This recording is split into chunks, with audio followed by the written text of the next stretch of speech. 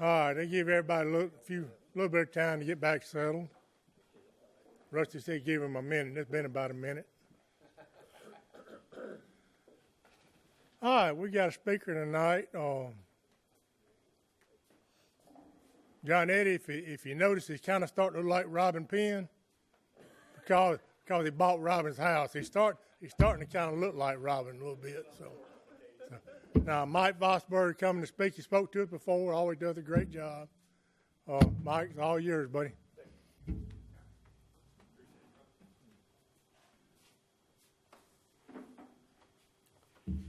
Yes, supposed to be instant in season and out of season, so this is one of those out of seasons. Brother John asked me yesterday about 11-ish, so that's fine. It's good to be with you. It reminded me to be here anyway. When I see him at ball games, you missed yeah, I did. It's the second Tuesday. I should know this. But I'm here with you, excited about being here. I'm going to just take us a little journey on just a couple verses. It's at the end of 1 Corinthians where Paul is just kind of wrapping that letter up, and he's given some final instructions, and he's making a plea. And so I want to talk to us about these two verses. He said, I'll read verse 12 of 1 Corinthians 16. He said, now concerning our brother Apollos, I strongly urged him to visit you with the other brothers, but it was not at all his will to come now. He will come when he has opportunity.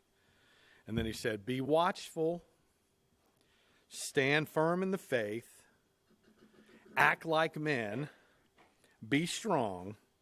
And then he said, let all that you do be done in love. So I want to camp out on those 5 points today for just a few minutes.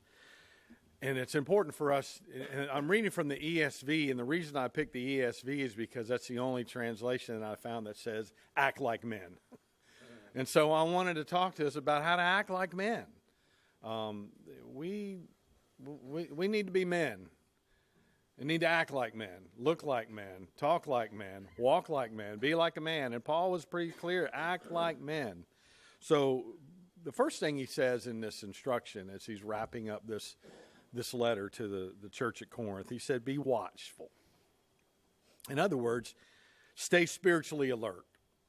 We were talking about some things at the table just a few minutes ago, just about things that go on around us in the world that we live in, and even in rural Mississippi, there's all kinds of bad stuff that happens, and there's just a spiritual darkness, okay, all around us. But Paul said, stay spiritually alert, and what he means is for us as believers to stand watch, like a guard on watch duty. We need to be alert at what's happening around us. We don't want these things creeping into our lives. We don't want them creeping into the church. We don't want them creeping into society. But he tells believers to be vigilant and spiritually awake, like you're on guard duty, like you're a watchman. And so there's distractions, aren't there? There's temptations. It doesn't matter what season of life you're in, whether you're early in your life or later in life, there's temptations, there's struggles, there's distractions. And so we need to be alert. We need to be aware. We need to watch out for what's happening around us and stay close and stay clean with the Lord. But there are things that go on in churches or all around us. False teaching. There's even, what I found, I've only been here in this part of the country for a year and a half, and there's a little more of a spiritual awareness. There's a little more than where I came from in the panhandle of Florida, even though that's not far away. There's more spiritual sensitivity, but there's still spiritual apathy. We can be apathetic about things that we're familiar with, right? Grown up in church all of our life, but you might not be, on your game. And then there's also moral compromise. Men, we're only one step away from being stupid, okay? One bad decision away from wrecking and ruining our lives. Any of us, all of us, we're all susceptible to doing stupid and messing up a whole lifetime of a good reputation. So we got to be careful. And Paul's saying, look, be watchful, be alert. We need to be attentive to our life. We need to be attentive to our family. We need to be attentive to our church. And so we need to wake up. He said, be watchful, be aware of what's happening in your life and what's going on around you. Then he said, secondly, stand firm in the faith. Don't waver, don't waffle, don't wobble. Stand firm. And what he's saying is, hold your ground. I mean, there's some hills worth dying on. There's some things that, you can agree to disagree on. But we need to stand firm in the faith. And what he's saying is, be steady and unmovable in your convictions, even when you face pressure from the surrounding culture. I happen to be a teetotaler. It's by conviction and it's by life.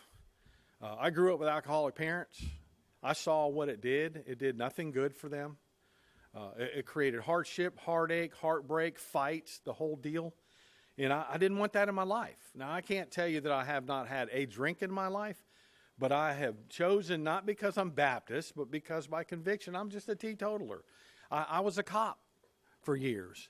I never saw anybody have a DUI over a Pepsi. But I've worked a lot of fatalities where people were drunk. And so I just, in my mind, I said, I don't want this part of my life. But we need to stand on those convictions. I've caved to peer pressure as a cop. I was talking about this on the way here. I could hold a bottle for 2 or 3 hours just to fit in. I wasn't really drinking, but the appearance was that I was. And then I would do that on Saturday, and then I'd go to church on Sunday, and nobody knew anything about what I did except the Lord. And he convicted me. He said, Mike, you're hanging out with these guys and acting like you're one of them, and then you come. Nobody said a word to me except the Holy Spirit. But that's not the only issue that we should have convictions over. But I'm just saying, Paul's saying, hold your ground, stand firm in your faith, and maintain your convictions. And it may be something theological that's not agreed upon in the church or even in your family, but you hold firm. And so there are some things in our life that we need to be aware of. Are we being challenged in our faith every day? How can we stay steadfast in our belief even when they're not popular? And that's really important. Some people might not see it your way, but can you stay that way? Are you involved in prayer, and are you involved in scripture reading, helping you stay grounded? That's one of the simplest things we can do, man.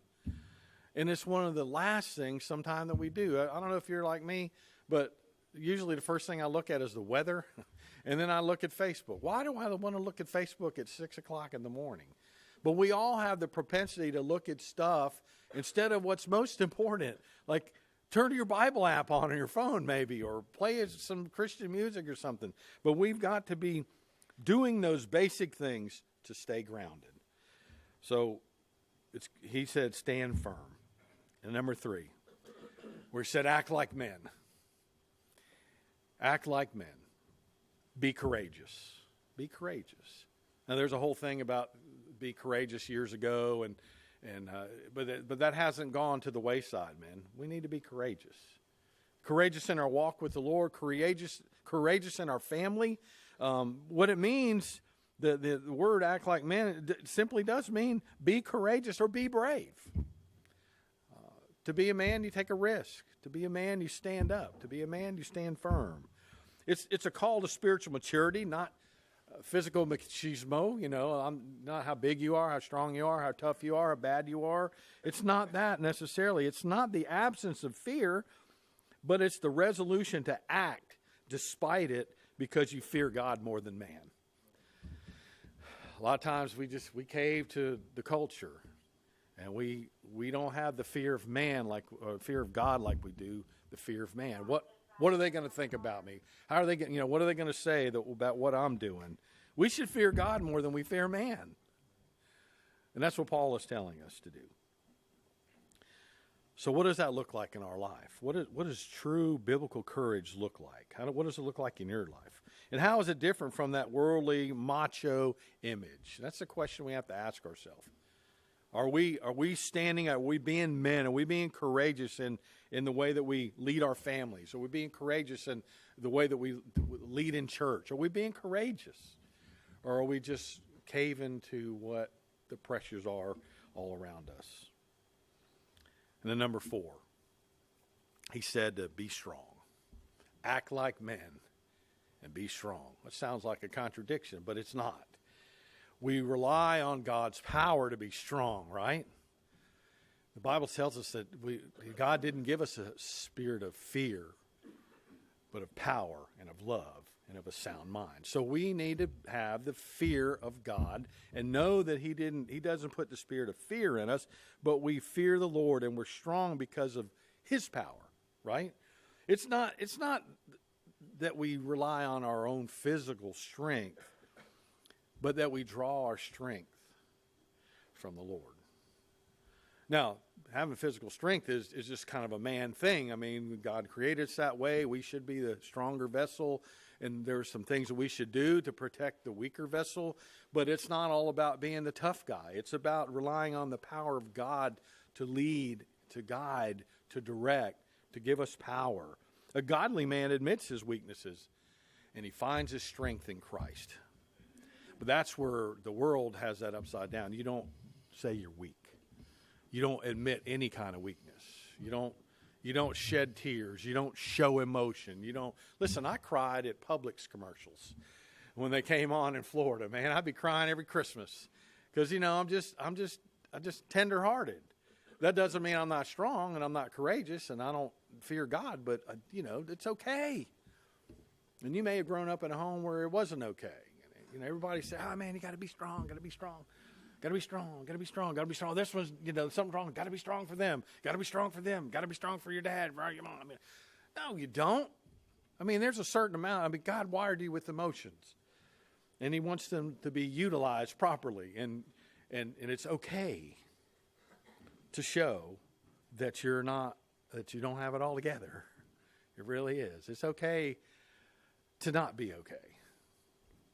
I spoke at a church the other day. And I got up and I was like, man, is it hot in here? I don't know if any of y'all were at that church, but I said, because my eyes are sweating. Every time I go there and the Lord is moving in that church. And every time I get up, I feel all weepy-eyed. It's just the Lord moving in a way that it's just palpable. But that's okay. It's not okay to just be a blubbering, and never get through what you're trying to say. But He said, to be strong. Paul's saying, be strong. Find your strength in the Lord. And so we have to ask ourselves, where do we turn when we are looking for strength? Where do we turn for strength when we're weak or discouraged or tempted? All of us have triggers. And if you start tracking your triggers, some of you might be the refrigerator. When you're tempted, when you're struggling, you go for food. Others may be looking at something you shouldn't be looking at, or maybe thinking things you shouldn't be thinking. We all have a trigger, and we've got to realize what that trigger is. So we need to realize that we can rely on God's power to help us to overcome whatever that temptation is or that struggle is, or where you're weak or discouraged or tempted. We've got to rely on God's power. Paul is reminding them in Corinth and reminding these men and these leaders in the churches that these are some things you need to be considering. And then last but not least, he caps it off by saying, do everything in love. Everything in love. And love doesn't mean you're like a doormat, but love means that you temper all that you do with the mind of Christ and what He would want you to do. Let love be your motivation, not lording over, but love. And so what Paul is saying in this last command, that a man is watchful, that he's steadfast, that he's courageous, and that he's strong. And it's not because these words, they're not harsh or prideful, but they're all rooted in love. If you look at that, what he's saying is everything that we do it out of the motivation of love. Not to lord it over somebody, not to make you feel like you're better than somebody, but we know what Paul wrote in 1 Corinthians, that love What we do, if we don't do it in love, it's like a noisy gong or a clanging cymbal. It's just a bunch of noise. There's no real heart behind all of it. But love is the greatest of all these qualities. Whether we act like men, whether we're strong, whether we're courageous, but it's love that motivates and should permeate everything about what we do. So when we consider our life in the church, when we consider our life in the community, when we consider our life in the workplace, we've got to reflect on how we engage with other people. And you know that even in a room like this, there's probably multiple opinions and multiple beliefs on certain things. In one singular church, there could be a whole host of beliefs about a certain doctrine or a certain conviction. But how do we do it? We address it by being tempered with love. Let love be the guiding factor. And you can agree to disagree, and you can do it in love. You really can. It shouldn't cause you to part fellowship. You could just agree to disagree. There's people in my family I disagree with. I love dearly, but we disagree on some certain things, or we might be like teetering, and we might believe certain aspects of a certain belief, but not, bought into all of it, but you just agree to disagree. And you could do that in the life of the church. You could still stand strong. You could still be courageous. You could still have convictions. You could still act like a man, but you could do it with love. Jesus said, how are they going to know that you're believers except that they see that you have love for one another? And loving one another doesn't mean there's total unanimity in what's going on. There's just a unity in the faith, and that you're moving forward with what you're doing in your life and your family and your church. And so everything that we do should be tempered in love. And Paul just reminds us of that. He reminds that church, he reminds these men of all, and he's closing it out. He just said, do it in love. Love can cover a multitude of things. And so that's my word for you today. Word of encouragement: stand strong, act like a man, and lead in your homes and your churches and your businesses and your families, and treat others the way that you would want to be treated. Doesn't mean you're going to get treated like you want to be treated, but treat others like you would want to be treated. And you can attract more, more flies with honey than you can with vinegar. You could do more things out of love, and you could, for lack of a better word, kill them with kindness. You can win them over by being kind. People can't handle that. Sometimes they just can't handle your kindness. They just expect you to lash out, but you can do it in love. You can love people, and you can win people by your love, because it's the love of the Lord that's in you and the power of God that's in you. Wow, this thing's magnetized. It's stuck to the platform. Thank you for the opportunity to share with you this morning, and actually this afternoon. It's lunchtime, and pray that the Lord will use something that I said to be a challenge and encouragement to you. So I'm going to turn it over, and I'll thank you for the opportunity today.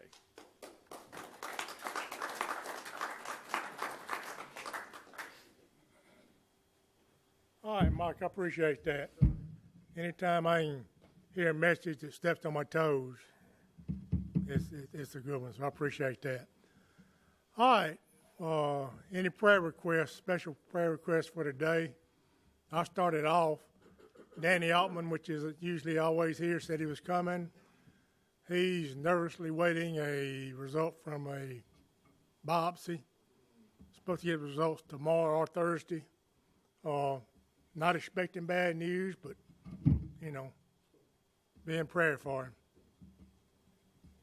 Anybody else?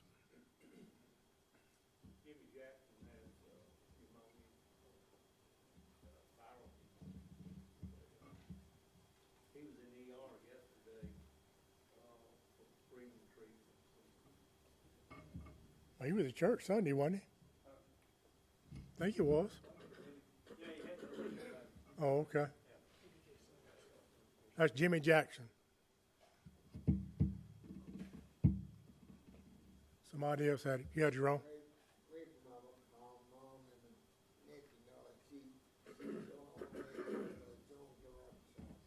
Okay. Jerome's mom. Yes, sir. Pray for the Bass family, one of the teachers. Yeah, Nikki. Elementary high school. Yeah. Rod Page. Yeah. School. Yeah, Nikki Bass, the teacher at Rod Page, passed away. Yes, sir. Remember my wife Pam? She's doing great physically. This has been it's been a long journey coming here, but her foot is finally healed. She's got some great results from some of the vascular work, but she's facing a carotid procedure. Got her a little nervous, not exactly sure when and how they're going to do it, but I have confidence in the Lord and the doctors. Amazing. So remember Pam. By the way, every time I ride by your house, I look to see if you're on the porch. I said, next time I see him on the porch, I'm going to stop and talk with him. So I hadn't caught you out there. Pray for all our schools, all the shooting and violence going on. Yeah, Might keep the King family and yeah. Yeah, that's right. That's what Roger King's mother's funeral is right now. Be with them. That's Miss Ruby King, if anybody knew her. Anybody else? Pat, you wanted to say something? yeah, mine and your cousin Vince Lambert is Yeah. got a lot of operations and is he at the swing bed yet? Yeah. Swing bed, Room but he's 8 got a lot. or 18, one of the two. Got a lot to still fight. A lot of challenges Yep. still facing him. Also, you want to mention something about your church? I grew up in this church, but I married a good Methodist girl, so hope y'all don't mind a Methodist coming over here every second Tuesday, and I always appreciate the reminder from Marlon. How many in this room? I see some young faces here, but how many of you are old enough to remember Dorothy Moore from Jackson singing "Misty Blue"? I see a lot of faces, a lot of places, a lot of folks that old as me is nodding their head. Marlon told me he didn't remember her, but he's old enough to. He ought to remember her. Yesterday was her 79th birthday, and I had the privilege of taking her to lunch yesterday. I saw something on Facebook that she was going to be at Wells United Methodist Church back in late July, and I told my wife, who's younger than I am, I said, you don't know who she is, but we need to go see her. And she said, oh, well, I was in the state junior Miss pageant, and she sang. I know exactly who she is. We've got to go. And we did, and she had a wonderful testimony talking about being born in her great-grandmother's house and being raised there by her great-grandmother. And she sang a bunch of gospel songs from her childhood that I didn't even know. And, of course, she always ends her little concert things with singing Misty Blue. And she had her 2 backup singers there. She had her saxophonist from 40 years that had been with her, keyboard player that had been with her 27 years. Her grandson was on the drums. It was a great day. And before she started, I looked over at Sally and I said, we got to get her down to our church in Brookhaven. And Sally said, well, you better see if she can still sing first. And the first note out of her voice, I got a big elbow in the ribs. And I said, oh, yeah. And Sally said, oh, yeah. So she's going to be at First United Methodist Church on Sunday, November 2nd at 3 o'clock. Free concert, totally free. There'll be a love offering taken afterwards we've got a 100-year-old organ, Muller organ that needs refurbishing every 40 years, and it comes up in next year, and it's $100,000 to do it. We've raised about 70 already, but we need a little more money. We'll ask for a little love offering that day, but the concert's for free. She'll be there, and the guy at the Daily Leader asked me to ask her 3 questions yesterday for a news article. He wanted some quotes, and the first question that was on there said, "You're 79 now. Is there anything you still that you've never done that's still on your bucket list? And she said, oh, I've done everything, said, but I just mainly just like to go find a good place to go fishing in the afternoon. I've got a whole closet full of rods and reels. And then she stopped and she said, but I would like to meet Willie Nelson, she said. But one of the things she said, the other question was, if you have any advice for younger people coming up? And she said, don't drink, don't do drugs, and respect the feelings of other people. And I heard a little bit of that today. Mike, thank you. And I also heard you say everybody's made mistakes. I know I've made more than one, but most of us in this room have that we regret. But if you don't have anything to do on Sunday afternoon, November 2nd, 3 o'clock, First United Methodist Church, right downtown in Brookhaven, next to the old post office. We'll have golf carts running because we're expecting about 500 people that day. Doors will open at 2 o'clock. Get there early, get a good seat. It seats almost 500, so we hope to fill it up that day, and it's totally free. So please come join us.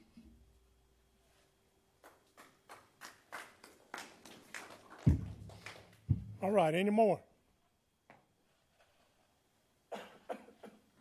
See Brother John back. Everything good? Everything good? Good. All right, Brother John, you mind close to the prayer since you snuck in the back door? Lord, thank you for today. Thank you for these men who've gathered here. I ask you to bless us as we depart, that you use us for your service here in our community and beyond. Lord, may we be your instruments of grace with those around us. Lord, we love you. We thank you for your love for us and the way that you provide for us day in and day out. To you be the glory. We ask all this in Jesus' name. Amen. Amen. Thank y'all for coming. We'll do it again next month. Bring somebody with you.